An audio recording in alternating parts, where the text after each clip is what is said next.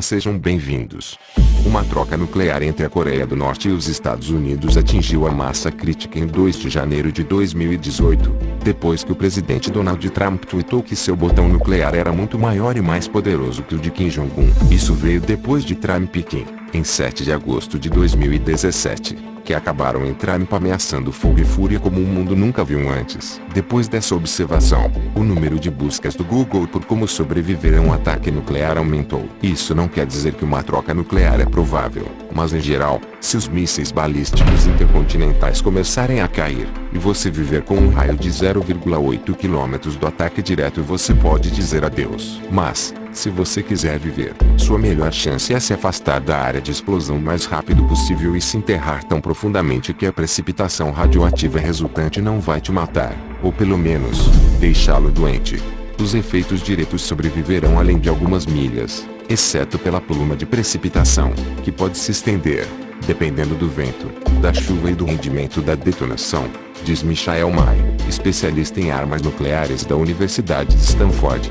Existem 3 zonas de danos diferentes que se formam durante uma explosão nuclear, diz Brock Budemeyer, físico de saúde do Laboratório Nacional Lawrence Livermore, na Califórnia, por e-mail, usando uma explosão nuclear de 10 quiloton, que é aproximadamente do tamanho das bombas que os Estados Unidos lançaram sobre Hiroshima e Nagasaki durante a Segunda Guerra Mundial. Como exemplo, a zona mais perigosa dessas zonas, a zona de dano severo, se estenderá em 0,5 militude, 0,8 km, do zero. Nesta zona, a maioria dos edifícios será destruída e as chances de sobrevivência são mínimas. A zona de danos moderada se estende do raio de 0,8 km a 1,6 km. Nesta zona, os edifícios sofrerão grandes danos. Para os humanos, a atenção médica precoce pode reduzir significativamente o número de vítimas. A zona de dano leve se estende em um raio de 1,6 a 4,8 km. As chances de uma pessoa sobreviver a uma explosão nessa zona são muito altas,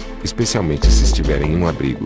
Mais sobre isso em 1 minuto. A maioria das lesões na zona de dano leve é relativamente pequena, e a maioria das pessoas nessa área não se machucaria, diz Budemeyer. Um estouro do solo destruiria o centro de uma cidade, enquanto, do lado de fora daquela área, pessoas feridas pelo fogo, destroços voadores e radiação intensa morreria mais do que provavelmente. Uma nuvem de detritos radioativos se espalharia por uma área ampla, dependendo das condições do vento e do tempo. Aquelas pessoas que estavam relativamente perto do ponto de detonação, ou que não se protegeram da radiação, que seria mais intensa no dia seguinte e depois diminuem com o tempo, receberiam grandes mas variadas doses de radiação. May e seus coautores escrevem: se a dose fosse intensa, mais de 400 rens, eles ficariam doentes e morreriam. Se fortes mas moderados, 50 a 400 rens, ficariam doentes, mas provavelmente se recuperariam. Se moderados, abaixo de 50 rens, não observe o efeito imediatamente, mas teria uma chance maior de contrair câncer ao longo da vida do que se eles não tivessem recebido nenhuma dose.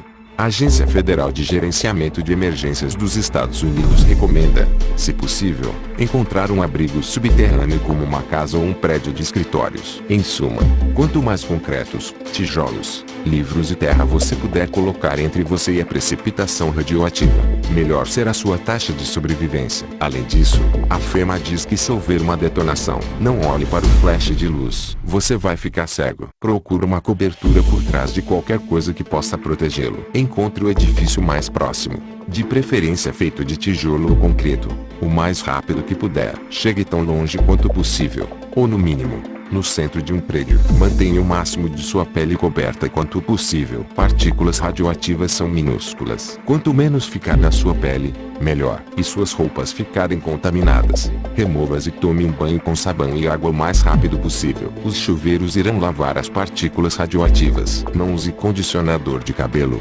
porque partículas radioativas se ligam a ele. Fique em um abrigo por um período mínimo de 48 a 72 horas. Agora isso é triste. Mais de 70 anos depois que os Estados Unidos lançaram 2 bombas atômicas em Hiroshima e Nagasaki, o número de mortos continua sendo um mistério. Filhos da bomba atômica, um projeto de pesquisa desenvolvido pelo professor emérito da UCLA, Dr. James L. Yamazaki, o Centro de Estudos Americanos Asiáticos da UCLA, estima que o número de feridos e mortos, 150 mil, Hiroshima, e 75 mil, Nagasaki, seja conservador. Pelo menos 66 mil pessoas em Hiroshima morreram instantaneamente e pelo menos 30 mil em Nagasaki. Mais de 226 mil sobreviveram às explosões, embora muitos tenham sofrido os efeitos nocivos da radiação. E esse foi mais um vídeo. Se gostou, deixa seu like e se inscreva no canal para não perder vídeos novos. E obrigado por assistir.